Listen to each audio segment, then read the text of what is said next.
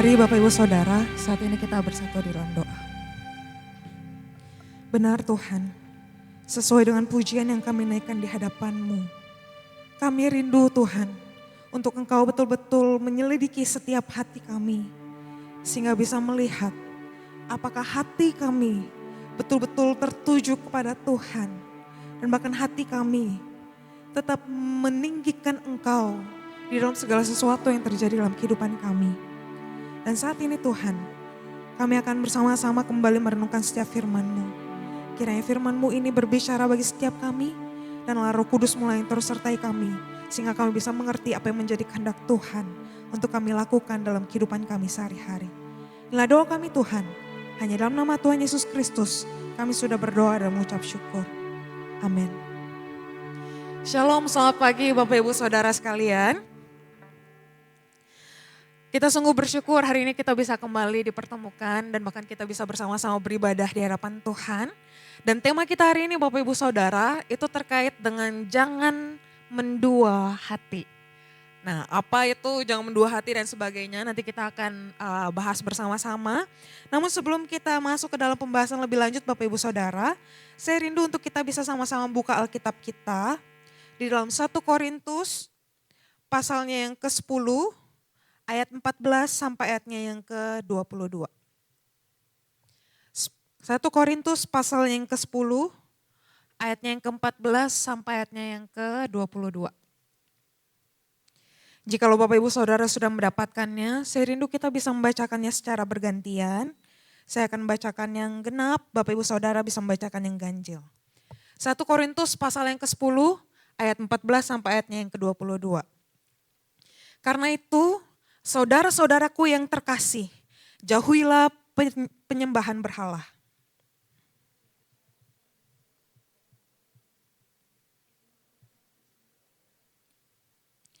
Bukankah cawan pengucapan syukur yang atasnya kita ucapkan syukur adalah persekutuan dengan darah Kristus? Bukankah roti yang kita pecah-pecahkan adalah persekutuan dengan tubuh Kristus?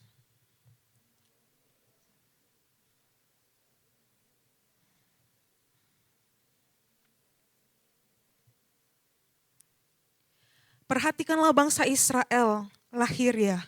Bukankah mereka yang makan dari persembahan turut serta dalam pelayanan mezbah?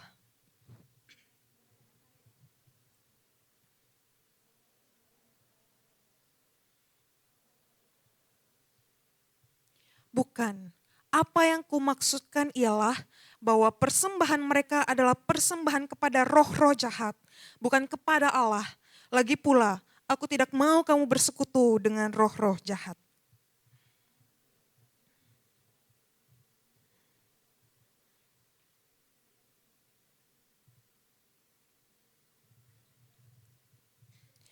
Atau apakah kita mau membangkitkan cemburu Tuhan? Apakah kita lebih kuat daripada Dia? Amin firman Tuhan, berbahagialah setiap kita yang telah membacakannya dan bahkan merenungkannya dalam kehidupan kita sehari-hari. Baik Bapak Ibu Saudara, di depan ini ada gambar kursi gitu ya, kursi kerajaan. Dan saat ini Bapak Ibu Saudara, saya rindu untuk mengajak kita sama-sama membayangkan gitu ya.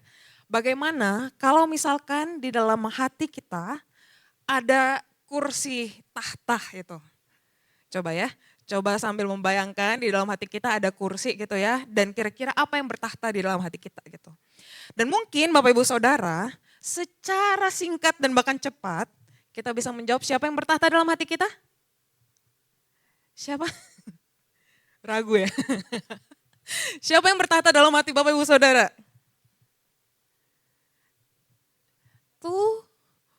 Tuhan. Yakin gak jawabnya Tuhan? Ragu kan? Nah, Bapak Ibu Saudara, secara singkat atau bahkan cepat gitu ya, sebagai orang percaya, saya yakin dan percaya harusnya kita langsung menjawab Tuhan. Tapi Bapak Ibu Saudara, realitanya dalam kehidupan kita sehari-hari, siapa yang bertahta dalam hati Bapak Ibu Saudara? Diri sendiri. Siapa lagi yang bertahta dalam hati Bapak Ibu Saudara? Banyak kan? Betul nggak? Contoh sederhana Bapak Ibu Saudara, ketika kita mengambil keputusan, Tuhan atau ego kita yang melebihi keputusan kita? Coba, siapa? Ego, betul gak? Diri sendiri, iya kan? Bukan cuma itu Bapak Ibu Saudara. Ketika kita memilih melakukan ini, melakukan itu, terutama pekerjaan kita. Apa yang kita utamakan? Tuhan atau popularitas? Atau uang? Atau ambisi kita terhadap apa yang mau kita kejar di dalam pekerjaan kita? Ketika kita bangun tidur Bapak Ibu Saudara, saya yakin ketika kita pagi ini bangun gitu ya, semua bangun kan? Ya kan? Jangan sampai ada yang tidur gitu ya. Saya yakin dan percaya kita semua bangun pagi dan siap-siap dan sebagainya gitu. Ketika kita bangun pagi, apa yang kita cari? Tuhan atau HP atau medsos, buka dulu, scroll dulu gitu kan. Ada notif WA enggak, ada notif ini enggak, itu enggak dan sebagainya gitu. Bukan cuma itu Bapak Ibu Saudara. Ketika kita mengalami kesulitan, permasalahan dalam kehidupan kita, apa yang lebih kita takutkan? Atau bahkan apa yang kita cari? Tuhan atau kenyamanan diri sendiri? Gak bisa dipungkiri Bapak Ibu Saudara, kita pasti mencari kenyamanan kita bukan? Bahkan Tuhan, coba lihat, Tuhan semakin tertutup ya. Tinggal kata apa? Gitu. Tuhan semakin tidak terlihat Bapak Ibu Saudara. Bukan cuma itu Bapak Ibu Saudara, mungkin banyak sekali hal-hal lain yang mungkin tidak bisa kita sebutkan. Yang bisa menggantikan posisi Tuhan di dalam hati kita. Seperti apa lagi? Pacar, pasangan. Kita tahu kita anak Tuhan. Tapi ketika kita memilih untuk melangkah, untuk bangun relasi dengan orang-orang di sekitar kita. Bangun relasi dengan pacar kita ini dan itu. Bisa saja pacar kita membuat kita semakin jauh daripada Tuhan.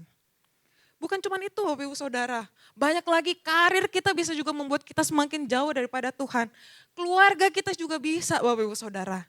Dan bahkan yang perlu semakin hati-hati adalah pelayanan kita sendiri. Kalau pelayanan kita tidak fokus sama Tuhan, pelayanan yang kita lakukan betul-betul bisa mengambil alih Tuhan itu sendiri di dalam tahta hati kita. Dan sekarang pertanyaannya Bapak Ibu Saudara, ketika kita melihat nih kursi tahta di dalam hati kita gitu ya, udah banyak sekali isinya gini, terus posisi Tuhan dalam hatimu ada di mana Bapak Ibu Saudara? Apakah Tuhan masih bertahta dalam hatimu? Atau jangan-jangan hatimu telah mendua di hadapan Tuhan. Dengan apa? Dengan berbagai macam hal yang kita lakukan dalam kehidupan kita sehari-hari. Yang bahkan kita tidak terlebih dahulu mencari Tuhan. Tidak terlebih dahulu memfokuskan Tuhan dalam hidup kita. Tapi justru hal-hal yang ada di sekitar kita.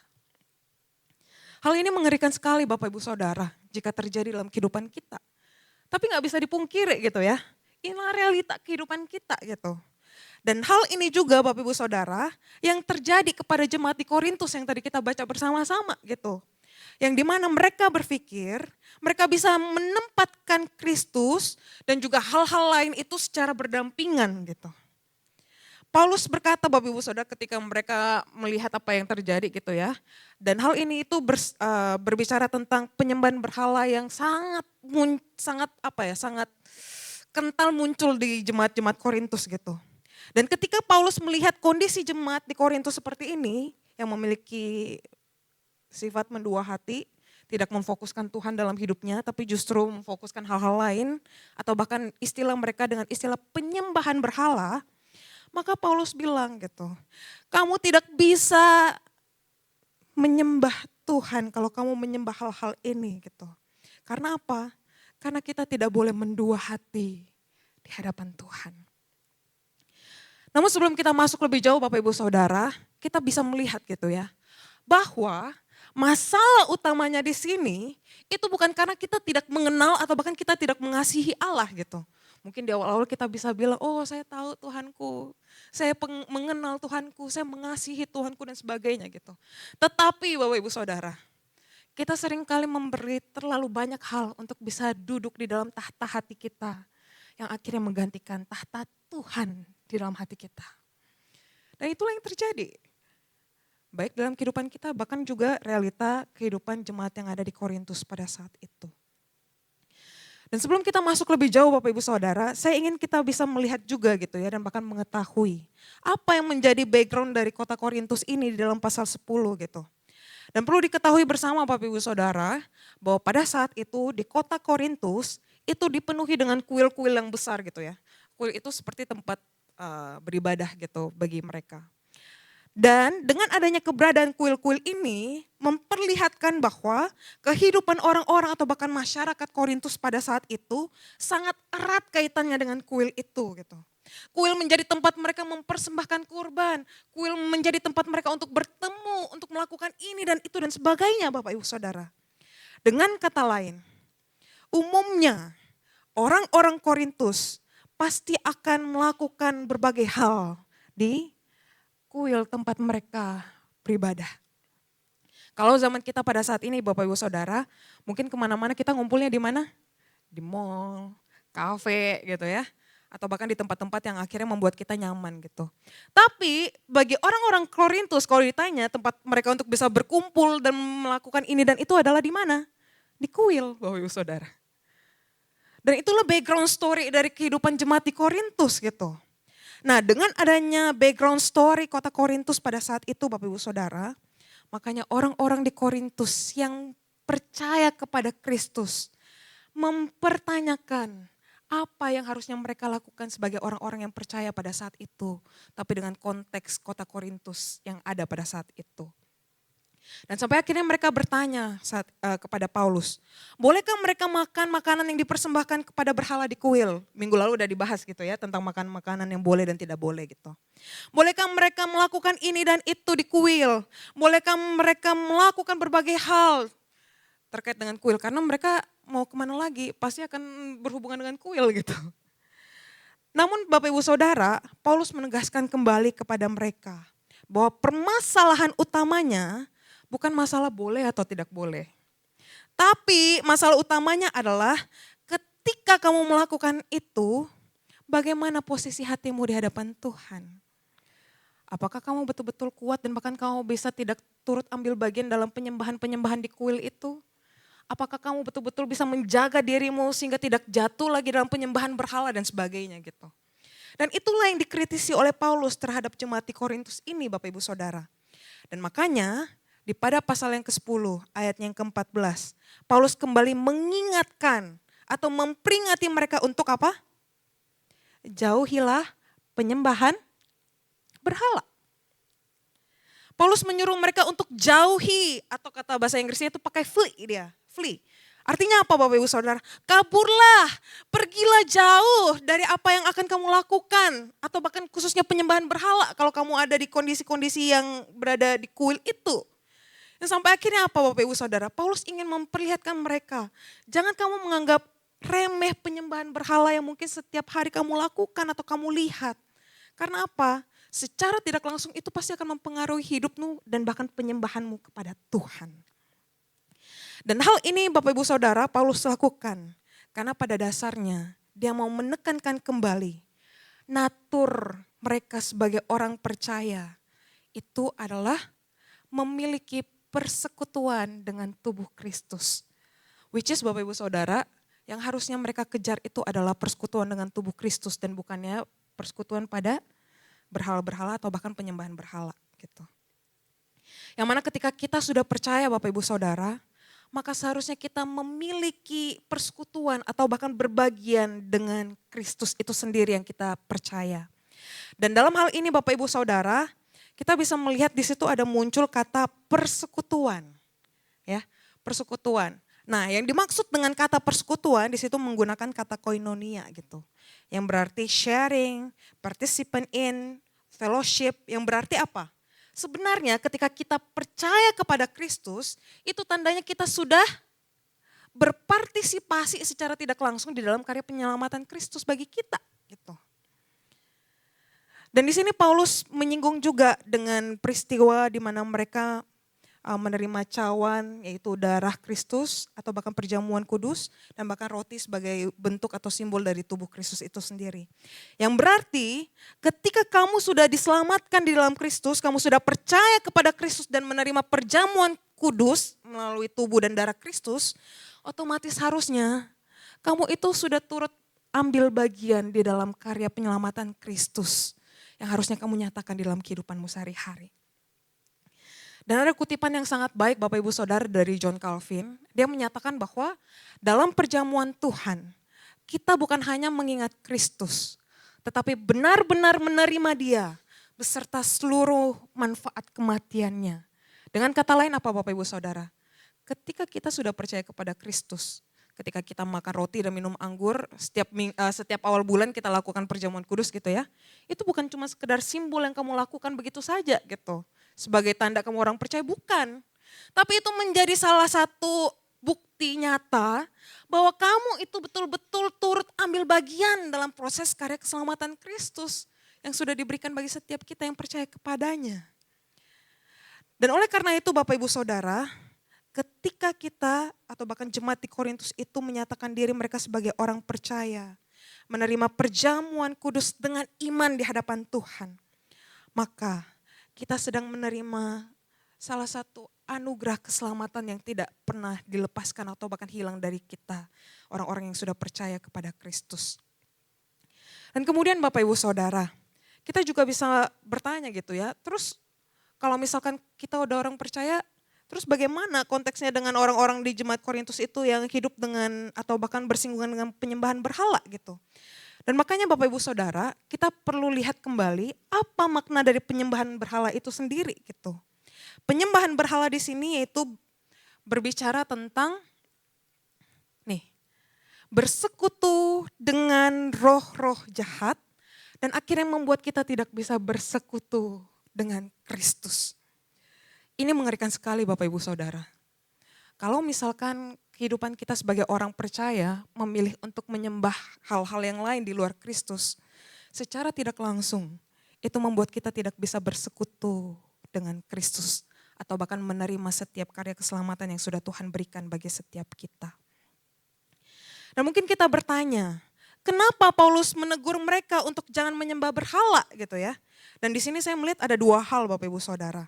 Yang pertama, Paulus ingin menyadarkan mereka bahwa kehidupan kita itu sebenarnya dibentuk dari cara hidup kita sehari-hari gitu. Dengan kata lain apa Bapak Ibu Saudara? Melalui apa yang kita amati, apa yang kita lihat, apa yang kita lakukan dalam kehidupan sehari-hari, itu semua akan menentukan jati diri kita.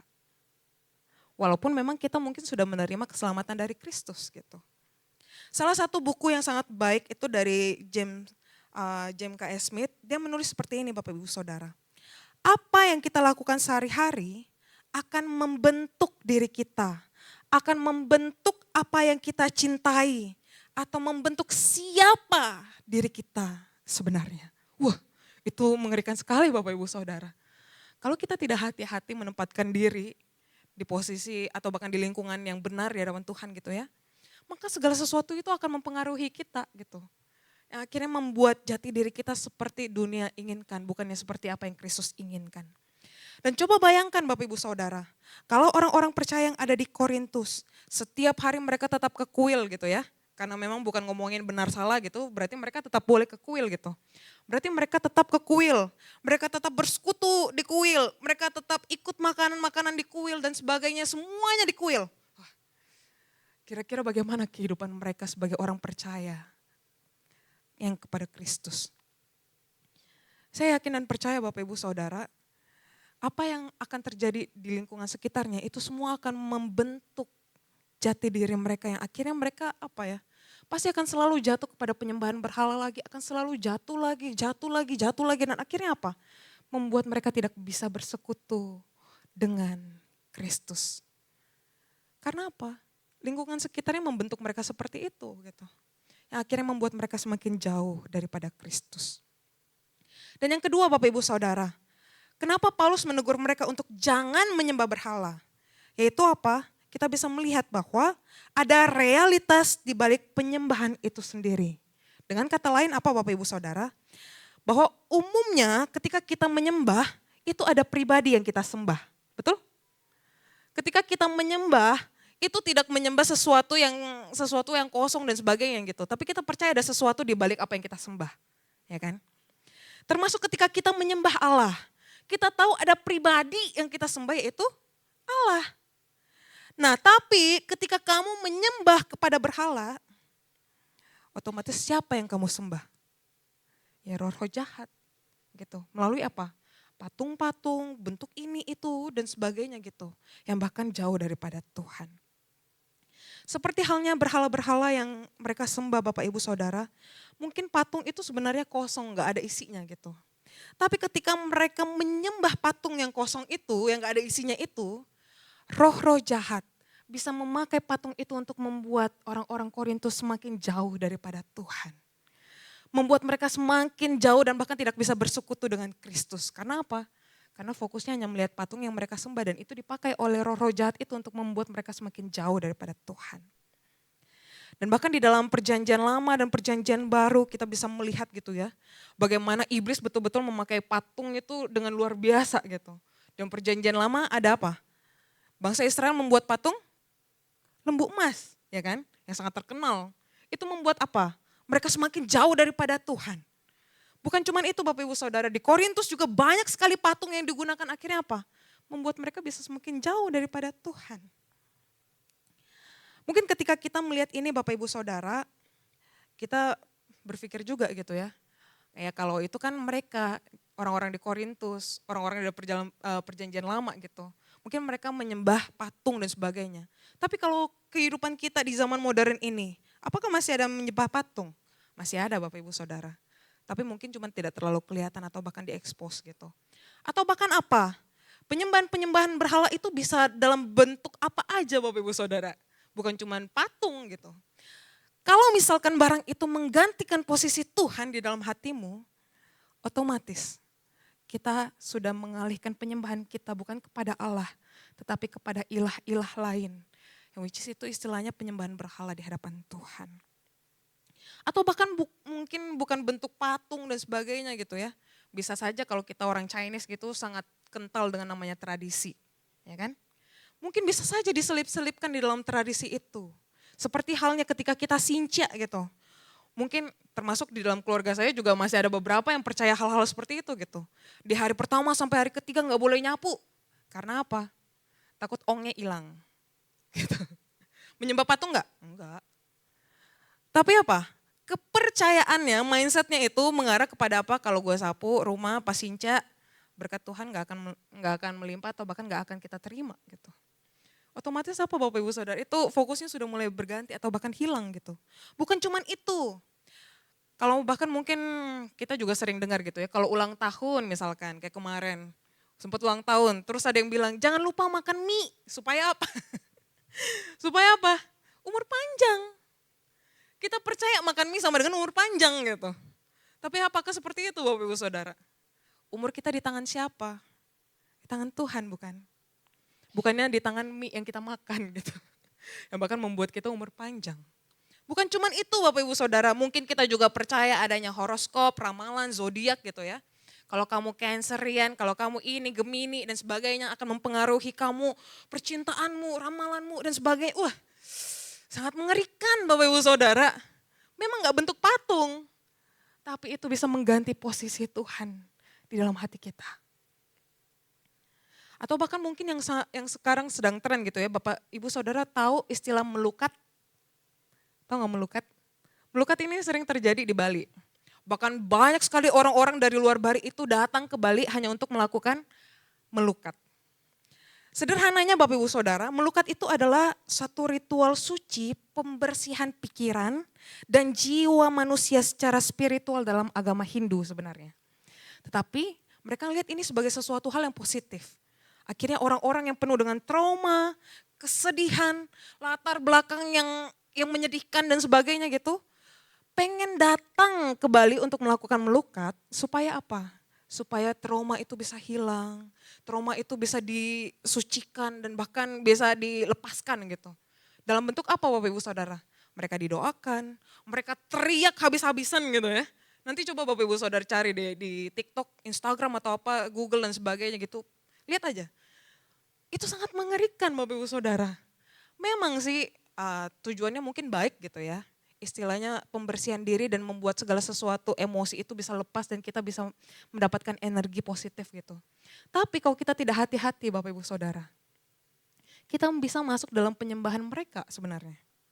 Karena apa? Karena yang kita lakukan di dalam melukat itu mengikuti tradisi-tradisi orang-orang yang ada di sana. Kita didoakan dengan doanya mereka, kita dibawa ke tempat mereka gitu ya. Dan bahkan akhirnya apa?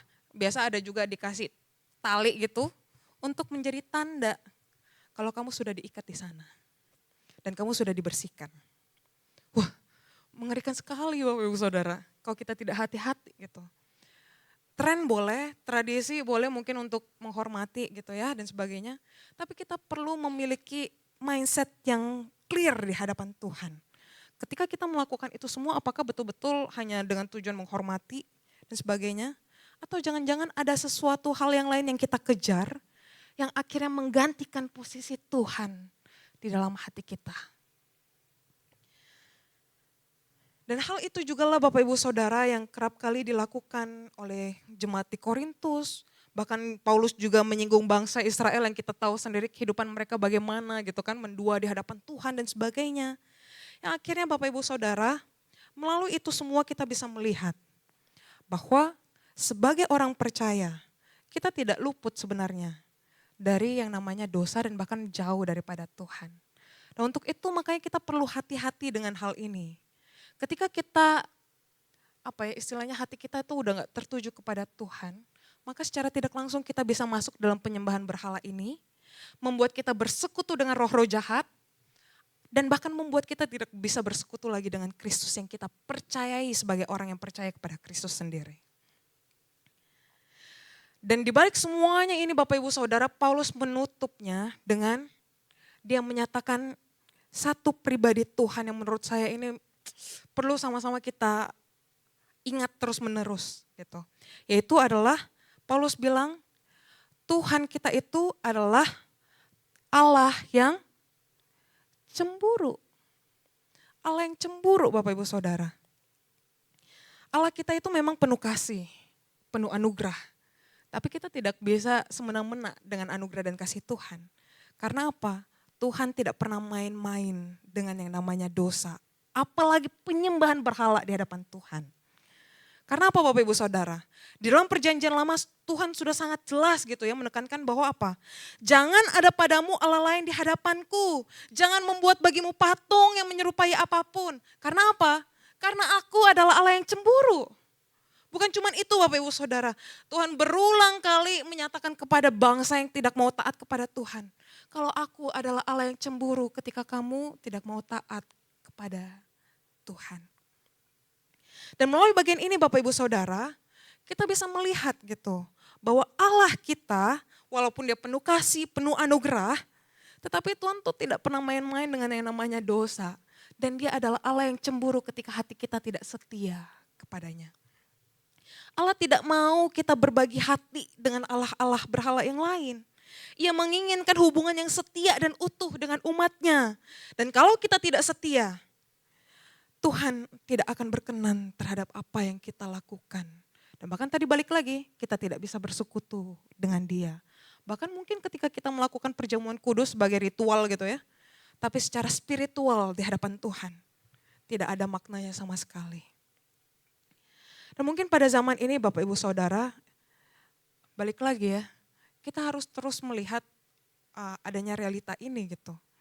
Memang kita hidup di dalam dunia yang penuh kasih dan anugerah, tapi jangan lupa ketika kamu mendua hati di hadapan Tuhan, ketika kamu menyembah kepada ilah-ilah lain, kepada siapa atau bahkan roh-roh lain melalui apa yang tadi sudah kita bahas di awal gitu ya, yang bertahta dalam hati kita, maka Tuhan tidak akan main-main. Karena apa? Karena dia adalah Allah yang cemburu, yang tidak akan pernah bermain-main dengan yang namanya dosa. Dan melalui hal ini Bapak Ibu Saudara, mari sama-sama kita ngecek lagi ke dalam hati kita gitu di hadapan Tuhan. Ketika ketika kita melihat apapun yang sudah tadi kita bahas, coba kita bertanya dalam hati kita. Yang pertama, siapa yang saat ini bertahta di dalam hatimu? Mungkin Bapak Ibu Saudara saya tidak bisa menjawab dan bahkan merepresentasikan perasaan dan pemikiran Bapak Ibu Saudara gitu ya. Tapi coba Bapak Ibu Saudara pikirkan dan jawab dalam hati masing-masing. Saat ini siapa yang bertahta di dalam hatimu? Tuhan? Atau ilah-ilah lain, roh-roh jahat lain yang dalam bentuk berbagai macam yang tadi sudah kita bahas gitu. Terus yang kedua Bapak Ibu Saudara, berhala apa yang saat ini masih kamu pertahankan? Coba pikirkan. Dari sekian banyak mungkin hal-hal yang kita pertahankan gitu, apa yang paling dominan sampai akhirnya kita tidak bisa melepaskan itu? Terus yang ketiga, maukah kita memilih untuk melepaskan berhala di dalam hati kita dan tidak mendua hati di hadapan Tuhan? Karena balik lagi Bapak Ibu Saudara, Tuhan kita adalah Tuhan yang tidak pernah toleran dengan yang namanya dosa. Terlebih lagi dengan yang namanya mendua hati di hadapan Tuhan. Untuk itu mari sama-sama kita mengecek ke dalam hati kita, siapa yang bertahta dalam hatimu saat ini. Sehingga apa? Ketika kita tahu siapa yang bertahta dalam hati kita, kalau itu bukan Tuhan, mari kita balik lagi kepada Tuhan dan mengarahkan fokus kita kepada Dia, sehingga Dialah yang bertahta dalam hati kita. Dan bukannya hal-hal lain yang di luar Tuhan. Dan yang terakhir Bapak Ibu Saudara, ketika saya menjadi hamba Tuhan gitu ya, kerap kali saya merenungkan gitu, ketika saya duduk di belakang gitu, melihat Bapak Ibu Saudara nyanyi dan sebagainya, biasa di lantai 4 juga saya duduk paling belakang gitu, melihat Bapak Ibu Saudara menyanyi, memuji Tuhan gitu. Ketika kita datang beribadah kepada Tuhan, kita bisa bernyanyi dengan hati yang tertuju kepada Tuhan, angkat tangan dan sebagainya gitu. Tapi Bapak Ibu Saudara, saya sampai di satu refleksi yang mungkin menegur saya secara pribadi juga gitu. Ketika saya menyembah Tuhan, apakah betul-betul hati saya tertuju kepada Tuhan?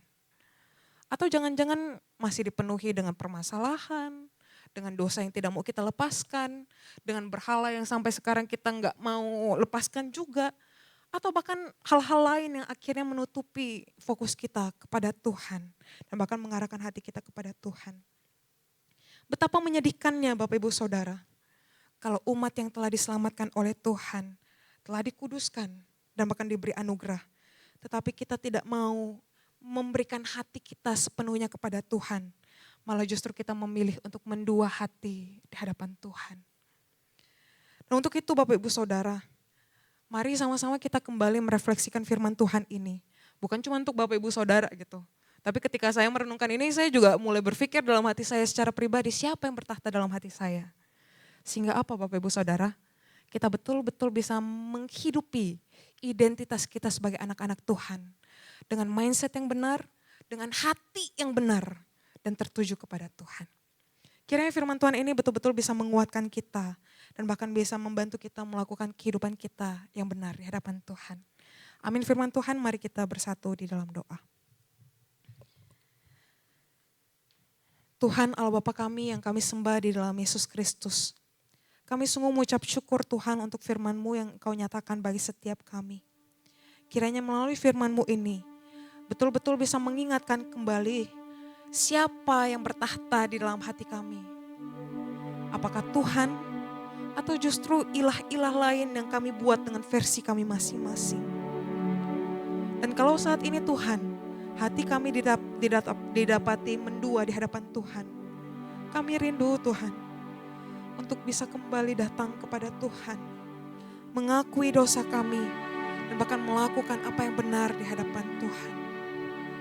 Sehingga ketika kami menjalani kehidupan kami sehari-hari, kami bisa didapati sebagai penyembah-penyembah yang benar dan bahkan memiliki hati yang setia hanya kepada Engkau. Inilah doa kami Tuhan, kiranya Roh Kudus mulai terus sertai kami dan memampukan kami untuk melakukan firman-Mu ini dalam kehidupan kami sehari-hari. Hanya dalam nama Tuhan Yesus Kristus kami sudah berdoa dan mengucap syukur. Amin.